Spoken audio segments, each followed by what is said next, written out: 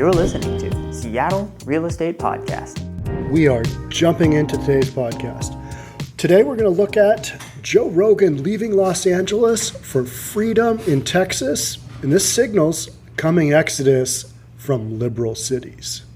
All right, Rogan isn't just griping, and this is an article from Fox News Media. It's from Chuck DeVore. Did I pronounce that right? I think so. Rogan isn't just griping. His comments are fundamentally a political critique of California's one-party governance by the increasingly far left. So yeah, Joe Rogan signs up a massive $100 million deal, just a licensing rights deal with Spotify, and then he's so frustrated with the way things have gone with COVID in California, and particularly LA, he's going to take off for Texas. Does Texas want him? I don't know. They probably want his tax base, right? I mean, he's going to bring in some people there. So let's jump on into it and see what Fox says about Rogan leaving California. The Hollywood scene used to be filled with Joe Rogans, free spirits who spoke their minds. Sure, liberals dominated the world of entertainment, but non-liberals, at least those who had already made it or possessed a certain level of moral courage, could and did speak out. The era of free speech has come to a close in the stultifying conformity of wokeness. That seems a little direct, or that seems a little dramatic, but yeah, whatever. Wrong think is punishable by cancellation. That is true. You kind of go somewhere where you shouldn't. Oh, yep, you're all done. Just boom, done. Bigger celebrities can fight it for a time, but most eventually bend. It's simply too exhausting a struggle. A paycheck is more enticing than trying to dialogue with the mob.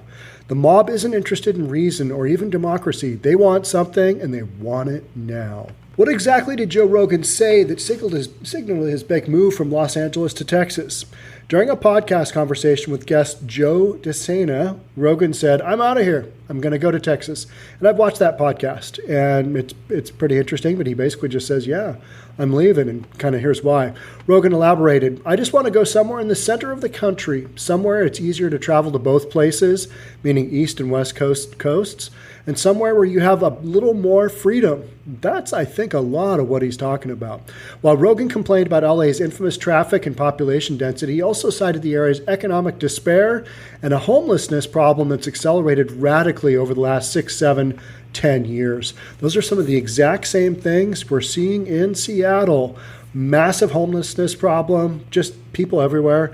Big opioid issues that kind of go hand in hand with a lot of the homelessness. You've got the haves and you got the have-nots economically. I think there's a real segment of population here in Seattle that is not the haves, and they are struggling to keep up, and they're not keeping up. Traffic here in Seattle, same thing. Horrible, terrible. It's been great with the COVID, but I'd rather have the economy going than deal with no traffic and people just not working and less of a tax base. Rogan isn't just griping. His comments are fundamentally a political critique of California's one-party governance by the increasingly far left.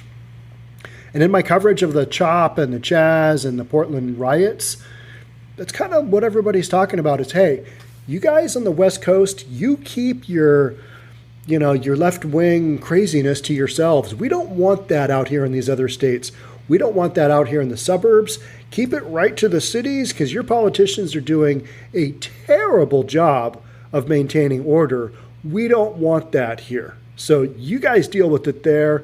I don't know if you saw, but a portion of Oregon wanted to secede and basically join up with Idaho because they're so sick of what's happening in Portland, where the politicians there are just basically letting a bunch of violent rioters run around and do their own thing to federal buildings.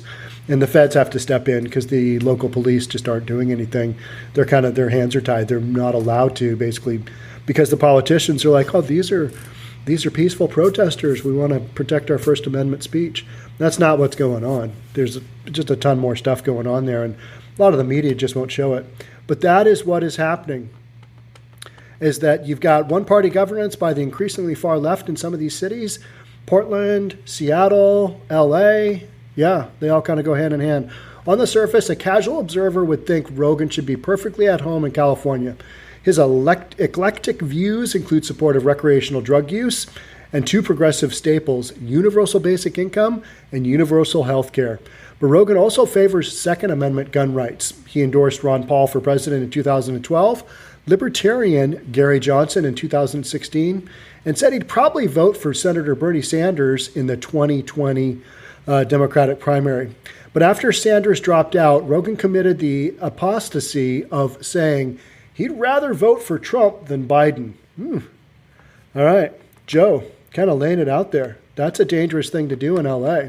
This sort of statement, really anything short of total denunciation of President Trump, is likely to get you uninvited from a list of parties in Hollywood, even if you did just sign a $100 million plus contract with Spotify for a wildly popular podcast. So bottom line is Rogan can kind of do his own thing, but a lot of other people who don't have that clout, they are kind of stuck towing the company line, which, in LA, I think that's a really hard thing to do. You basically got to be in line with what everybody else is thinking politically. It's kind of like here in Seattle. If you're not in line with what's going on with a lot of Seattle, it's like, you are the evil arch enemy. And Joe Rogan isn't alone. According to a poll in late 2019 from UC Berkeley's Institute of Governmental Studies, 74% of California's very conservative voters say they're looking into moving. Are they really, though? Are they really going to move? Or are they just kind of talking about it? I know a lot of people talk about leaving Seattle as well, but then when it comes down to it, it's still a pretty good place to live. California, LA, I remember in my early 20s, mass exodus of Californians coming up here. Maybe even in my teens, I think there was a mass exodus because quality of life there was just becoming difficult and people were just leaving LA and basically California in droves and coming to Seattle. And that's when people were kind of first starting to discover Seattle and the Pacific Northwest and, something outside of California, but still on the West Coast. So 74% of California's very conservative voters say they're looking into moving, with 84% of those citing California's increasingly hostile political monoculture as their rationale, which makes sense. Rogan is wealthy, well-known, and powerful, while the average California small business owner or employee is subject to being canceled at a moment's notice, losing both livelihood and friends. As Rogan and other creatives look to move out, exchanging good weather for more freedom, what are the other factors that might turn a trickle into a flood? It's the one thing that I think Rogan's really going to have a tough time with is the weather in Texas. It is just so hot when it's hot, and then in the winter months, it can be really cold. There's just nothing to stop those winds from just kind of screaming across the plains and sometimes bringing snow and some nasty weather. Whereas California, it's sunny how many days out of the year? And it's moderate. It does get hot in the summer and gets hot in the spring, but compared to Texas, no, I don't know if you've been to Texas, but it's hot there. It is hot. And there's no ocean in Texas except, not really, for like Austin and Dallas, and ocean's not the same there anyway. Second reason is artistic license. California is fast becoming what it claims to hate, conformist. And if everything is subject to the same ideologically approved groupthink, there can be no creativity. I think Rogan wants to go to Texas because he wants to be able to do his stand-up, and he realizes for another year or two, maybe California, maybe LA isn't going to have stand-up comedy. He's still at the Comedy Store in LA doing his nightly gigs all the time back when it was available. That's what those guys do. They hone their craft. He basically does the podcast during the day, and then at night, he goes down and does his routines and sees how his jokes are going in front of a live audience. That's what all those guys depend on. And with the way things have gone in California, I know a lot of stand-up comedians are like, can't do this. We need to go somewhere else. I think Texas is going to have a tough time, though, as well, with the amount of cases they've got going on. Our individual cities, do they have comedy clubs open? It seems kind of sketchy, doesn't it? But they're going to have comedy clubs open way sooner than California will, for sure. So artistic license, California is fast becoming what it claims to hate, conformist. And if everything is subject to the same ideologically approved groupthink, there can be no creativity. Dramatic. Got some drama going on here. Lastly, the surging metro violence, including the looting and the arson, unsettles many longtime residents of leftist-ruled cities.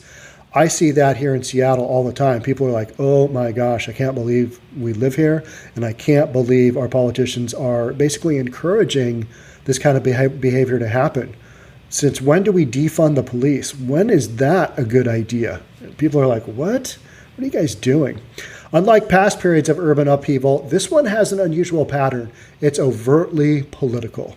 It's political, but there's also a lot of sociological other things kind of going on as well, right? I mean, they go hand in hand. You can't blame everything on politics, although it does look, I mean, the last few months, the whole COVID thing, that has been a lot of political stuff going on. Cities with the largest share of votes for Hillary Clinton in 2016 are those seeing the most violence. This as left-wing mayors sympathetic to the violent demonstrators have hamstrung their police while supporting the defunding of law enforcement. Yeah, see that a lot. It's a volatile mix that threatens to spiral out of control, leading many unnerved liberals to discover their Second Amendment rights and that it's harder to buy a handgun and ammo than they thought. Again, dramatic, but I think it kind of makes a point that a lot of people living in these cities are like, initially they kind of go, yeah, defund the police. And then they really start to think about it. And then they see the results of like a city like Seattle with CHOP, where things didn't go well. You ultimately abolished the police in that area, and it did not go well. You've got people suing the city of Seattle. You've got family of the dead young black teenager suing the city of Seattle for not having a game plan when they pulled the police out. You've just got suits going left and right on this stuff because nobody's in control. And our city mayor here, Mayor Durkin, basically said, yeah, it's the summer of love until people get shot down and shot up, right? That's not a good thing. That is not the summer of love. Fortunately for Rogan and others who make their living with their ideas, words, and images, high-speed internet facilitates productivity almost anywhere. They can go anywhere. But if you're doing a podcast, especially a podcast like Rogan does where he brings a guest in, you're going to have to fly your guests into Texas. Are guests going to want to go there? No. They're more likely to go to LA because there's just more stuff to do and see there, right? Arguably. People do want to go to Texas, but probably less so than LA. There's just more tourist stuff there. And if you're going to go somewhere to travel to be on a podcast, might as well go somewhere where there's tourist stuff like that, right? That's just kind of my thought. And for others who lean towards hands-on work, Elon Musk's Tesla announced a major expansion into Texas last week that will employ at least 5,000 workers. Tesla CEO Musk has often expressed his frustration with California elected officials' anti-business attitudes. I don't know if you remember, but right during the major shutdown portion of California and the coronavirus, Musk basically said, yep, we are opening up. We're going to ramp up our production. And if you don't like it, we are moving to California. And the governor of California basically just kind of figured out a solution and said, oh, yeah, you can open up your plant. You can get your plant going. We're going to need to have some stipulations, but let's get that plant going. I know Musk on a Friday just started sending workers in to get things ramped up. And by Monday, after making comments on a Friday, on Monday, they were in full 24-hour production. It was just go time. That's because Musk has enough clout where he can pull that off and make it happen. Rogan can do the same thing. Yeah, I'm moving my podcast from LA down to Texas, and people are going to follow me. With Spotify signing on a $100 million deal, that podcast is still going to go, right? I mean, that's still going to be a successful podcast no matter where he puts it. So these are examples of businesses that are way above the fray. Other businesses are going to have to kind of grind out where they are because they're so locationally based. Whereas Musk, he can move he can move divisions here and there, and it doesn't really impact him. Rogan can pick up and move in a heartbeat, his whole podcast thing, and I know I just watched the video where he's talking about that. He's saying Jamie, his producer's going with him. Jamie's been with him almost since the beginning of that podcast, but he's going with him. So those guys are all set. All of this will likely continue and deepen the trend of Californians moving out of the Democrat-controlled state, with the U.S. Census reporting that nearly 700,000 Californians left for other states in 2018, with the largest share of those, 86,000, moving to Texas. But here's the flip side. 501,000 people moved into California from other states. So you've got a net loss of 200,000 Californians. How many people do you have in LA? Do you have like 20 million people in LA? And so 2 million is 10%, 200,000, 1%. So you had a 1% net loss in just LA, never mind the rest of California. And what this goes down to is you've just got a massive population issue in California, don't you? That's why people have been wanting to leave. Traffic there is horrible. You got a million people. There's a bunch of high crime. It's kind of sounding like Seattle, isn't it? But that's what's going on. So you do have people leaving, but is the out-migration from California really that great? No, I don't think it is. I think you're still going to have overpopulation for the foreseeable future. I don't see that really changing. Same thing with Seattle. I know people are saying, oh, since we've got the whole telecommute work from home thing, you can live anywhere. Yeah, but people still want to live closer in to a big city. They want to live in suburbs with easy access to the city, because the city's just got more stuff that people are interested in. At least that's the way I kind of see things, and that's based on 30 years of being out on the road appraising people's homes and selling properties with Summit. So that's kind of what we've got going on. Thankfully, for continuation of those Texas policies that result in more freedom, multiple polls suggest that most of these new Texans, by choice, lean conservative. They're conservative. And that does make sense from the standpoint of, I think you're seeing more conservatives move to Texas, whereas they would have never considered it before. More conservatives are considering moving to Arizona, to Phoenix. Because from Seattle, especially, it's only just a couple of, is it a 3-hour plane flight? I think it's just over 3 hours. And you're in a pretty cool area that is maybe more along the lines of your political leanings. So, and I think a lot of what people are thinking of and they've been considering is how heavily regulated they've been in democratically controlled states as far as the coronavirus goes. I think that has been a major consideration with a lot of business owners. It's like, are you kidding me? We are getting so over-regulated right now. But then the flip side to that is a lot of these Republican states are seeing just massive rise in their coronavirus numbers, right? Just the infection rate going through the roof. So I don't think there's a happy medium in there. And I wouldn't want to have the weather of Texas. My brother lives in Dallas, and it is just hotter than heck there. I mean, blazing hot. We complain here in Seattle about our rainy weather, but you can operate in rainy weather all year round. You can operate here. Right now, it's getting into the 80s here because we're having our 2 days of summer. I kind of jest, but literally we go from spring to pretty hot summer for a couple of weeks, and then boom, right into fall. That's just how it goes here. So I think people, they're still going to continue coming to Seattle. They're still going to continue going to LA because those cities have such big structure that that's where your employment centers are. That's where people want to go. Yeah, it's good. Everybody's got bad traffic in these big urban areas, but that's just that's how it goes in a big urban setting. So I don't think that you're going to see a mass exodus. I think you are going to see more and more people leave. And I've had people reach out to me and say, yeah, I left Seattle. I went to Phoenix. I went to Scottsdale. I went to, wherever. And maybe it is Texas. We are seeing those stories, but I don't think it is a coming exodus from liberal cities. It's more of a trend to kind of watch and keep in mind. Because a lot of people probably aren't in the position to just get up and leave, take their $100 million podcast with them. People they have family, they have kids, they have jobs, they have contracts, all kinds of stuff that kind of keeps them in one area. And let's be honest, Seattle is still a pretty darn good place to live. We've just got some really weird stuff going on right now. I mean, just some weird stuff, but we'll get through it. We always do. Seattle and Portland have always been these kind of cities that just have some real ups and some real downs, some bumps in the road. So that's what we are experiencing right now.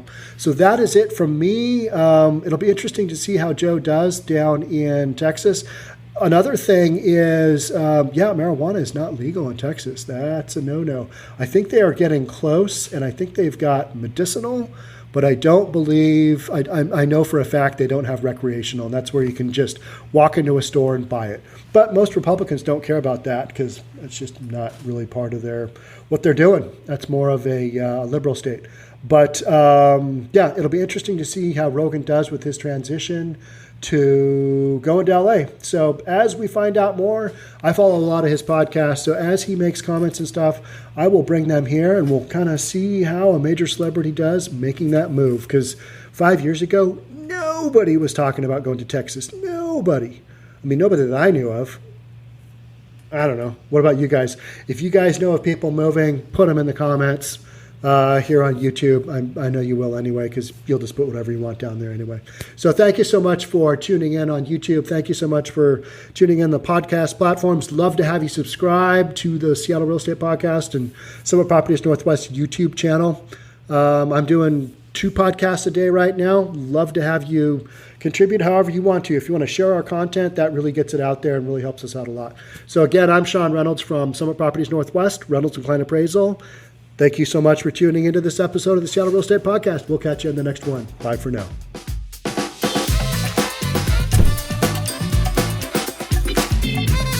Don't forget to subscribe to our channel and hit the notification bell so you'll know when our next video is out.